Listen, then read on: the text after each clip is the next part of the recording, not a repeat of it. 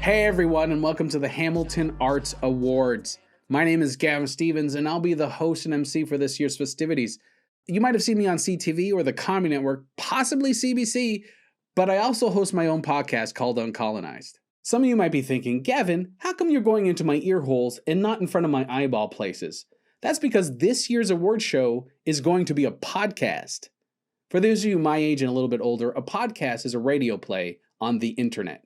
Each episode, I'll be interviewing a winner, allowing you to get to know each and every one of these talented people. We had a lot of laughs, got to know the artists, and found out what each one of these talented people planned on doing with their award after the show. I had a great time hanging out with these people, and I hope you do as well. So without further ado, please enjoy the Hamilton Arts Awards podcast.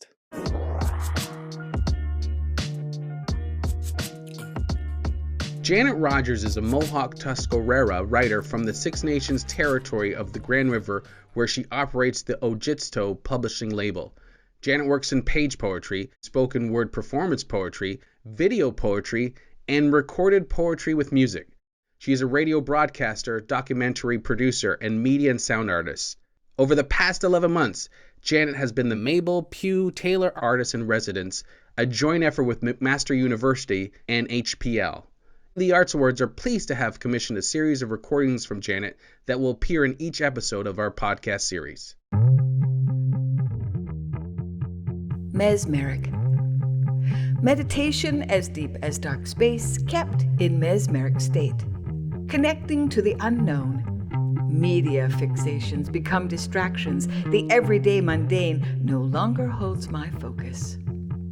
I want to peer further into the void. Keep looking for assurances, origins, and stories.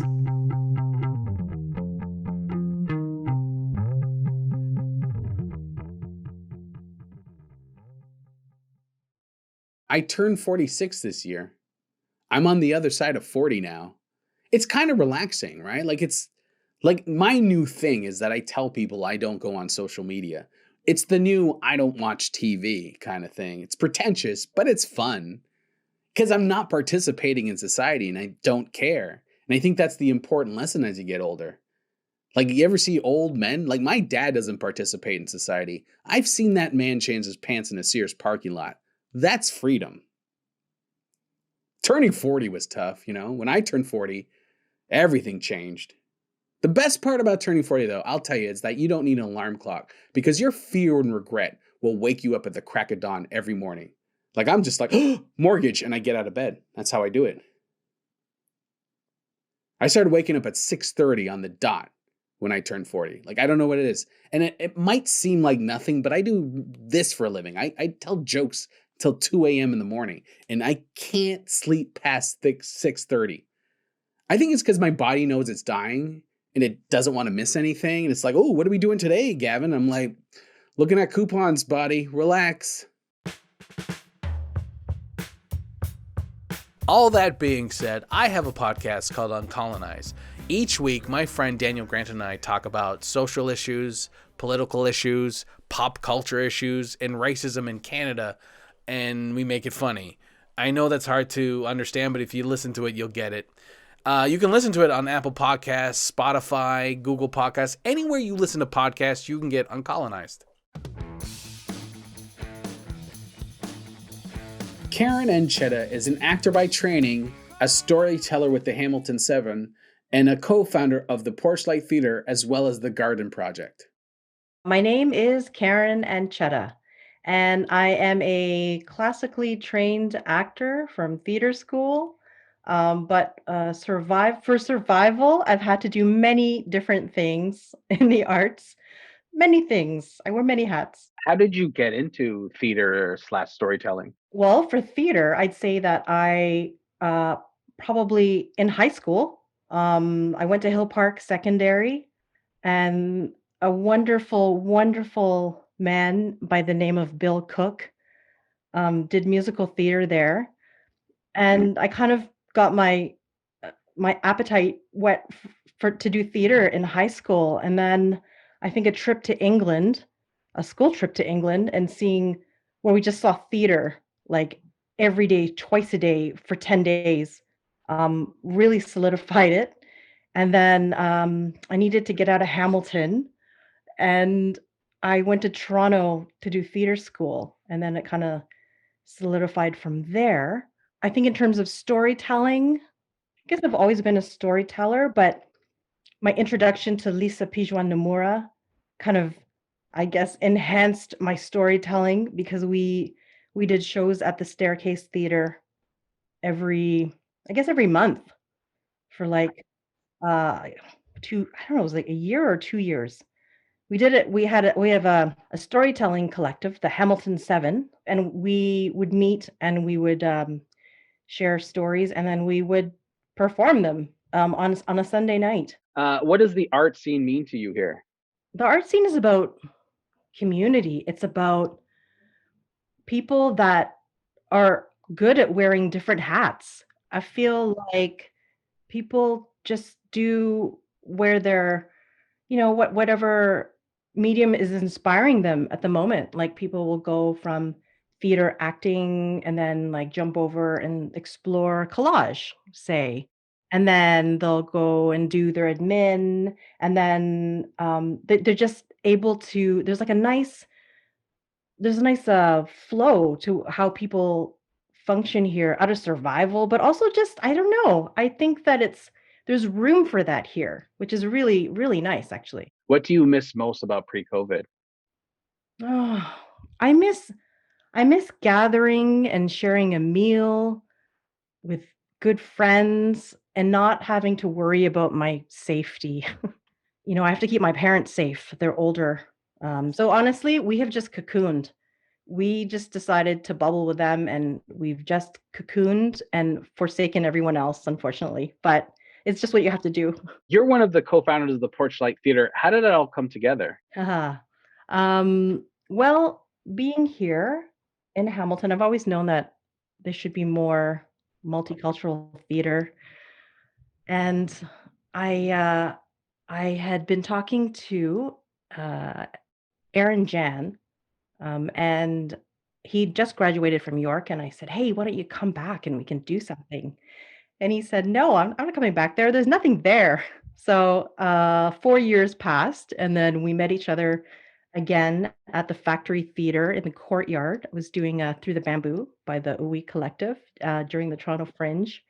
And he saw me and he said, "Hey, Karen, I know a few more things. Let's talk." So we did. And then we really figured out what it was that we had wished for when we were growing up here.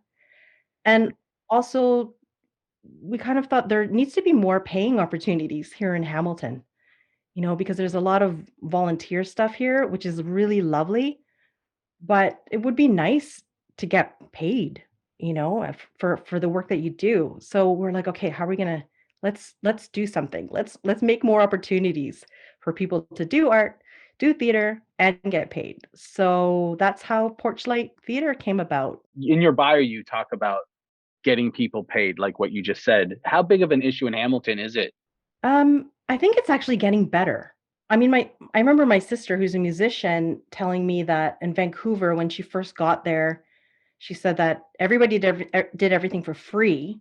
So, like, how are people supposed to make a living here? And then she said finally people started to say no. And then people would like tell them what their rate was or have a better idea of what their rate was. And then people started to get paid. And now, after a couple decades, people get paid. Here, there is a great following and a great devotion to community theater, which is amazing. But I mean, there's a lot of hours and a lot of time is spent, and it is labor. Like, we can't expect people to do things for free. You sort of have to think about funding first, and then if you want good quality people that have trained, I mean, people have gone to school, people have gone away to train. Um, so yeah, people need to earn a living. Is it important for artists to like know their worth and say, like as you said in Vancouver, they said no to work? Is that part of the process of getting paid? I think so. I'm very fortunate that I have people in the collectives that I work with that go above and beyond. Like they'll give me a fair rate, and then they'll see that I put in extra, and on a couple of occasions where they're like, "You know what? I think we underpaid you." And then they slip me some more money, which is like, "Oh my gosh." Like, I'm still working on it, knowing, like, what my worth is. I know, like, how much I can give of myself and what and I do give, and to put a price on that, it's very difficult, but I know there's a formula, and I know that we need to learn how to go, "No, I know what that job will entail, I know what the hours will be, this is what I'm willing to give, and this is kind of what I usually charge." Like, it's a really hard thing, but it has to happen. It does. It is completely like, do I want to do this? Do I have the energy for this? And do I have the time for this? So like, yes, I knowing your worth is a lot of math, and it is like, yeah, I completely understand what you're saying. Can you explain the garden project? Oh, yeah, absolutely. The garden project, came out of a response to something that happened, which was a lack of response, in the community in Hamilton, and our friends at Industry invited us to a backyard jam. So Porch Light and Industry sat in, Ms. Anna Chatterton's backyard with, our fellow colleagues of Industry, Matt McFadgen, Rose Hopkins, Laura Welch, Aaron Jan, myself. Oh, and Rick Banville. How could I forget Rick? And we decided that we were going to do something. What was our action? And we decided on the garden project. We wanted to support one artist, Black, Indigenous, or a person of color, and we wanted to support them. So we were encouraged by Aaron Jan to raise money personally in 1 week, and we did. And then we raised more money, and then we're like, oh, okay. So we wanted to support artists with $2,000 seed money, and then $500 for their mentor of their choice. And then we raised more money, and the website took off, and the word got out, and interviews with CBC happened, and then there were 3 artists, and then 4, and here we are. So we supported 4 garden project artists last year, and it was really beautiful. We just got the testimonials from the recipients of the garden project. We also got testimonials from the mentors, and it was just so moving. Every time I read a testimonial from one of the mentors, and I just thought, "Oh my gosh, this is so important." And it kept changing. I kept thinking, "Yes, we need to support artists right now." But really, we were supporting the relationship between artist and mentor, and there's such value in that, and I don't know that it happens very often in Hamilton, but I feel so proud that we're able to facilitate that and make those connections, happen. It's so invaluable. It's hard starting out to find people to help you, and I think uh, I think that's a good project that you worked on. What do you find is the defining characteristic of Hamilton? Oh. So I have seen T-shirts that say "Art is the new steel." I've seen T-shirts that say you can do anything in Hamilton, and I feel like because the overhead is lower here, I've seen people come from away and start up their dream project here, whether it's a restaurant or a side hustle or a gallery, and maybe they just couldn't do that in the bigger city of Toronto. But here, the space kind of like calls to you, I think, and it allows you to dream and to build something. So yeah, so I think those 2 things, maybe those 2 quotes, but I just feel like there's space to grow here. My last question: did I do a good job interviewing you? You did a very good job at interviewing me. Thank you. Everyone said I've done good so far, so It's just, like we're old friends, like we've known each other. exactly. It was great interviewing you. Thank you for doing this, and congratulations on the award. Have a good day. Yes, you too. Take care. Now, a word from one of our amazing sponsors. Hi, my name is Danny Gabriel, Project Manager at Mars Homes, and on behalf of our entire Mars team, I want to congratulate all the nominees and winners for this year's Hamilton Arts Awards. At Mars, we've been dedicated to building great homes and strong communities for over 40 years, and our support of the arts in Hamilton is an important part of that mission.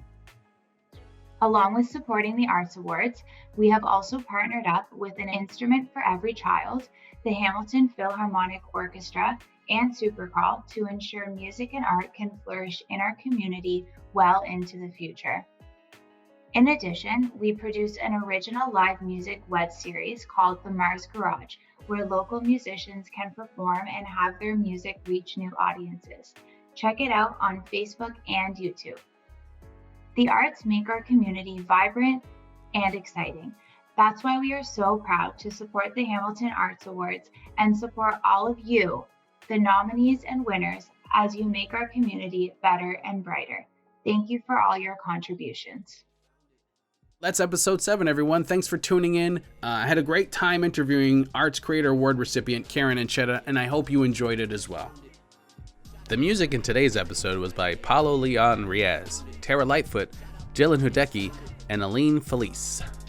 Illustrations by Gord Puller, Robin Lightwalker, and Michael Byers. The City of Hamilton Arts Awards are presented during Arts Week, June 3rd to the 12th. To learn more about Arts Week or the Save the Arts campaign, visit hamiltonartscouncil.ca. Stay tuned for our next episode tomorrow at 7 p.m. Production by Cobalt Connects, Lilt Films, and me, Gavin Stevens.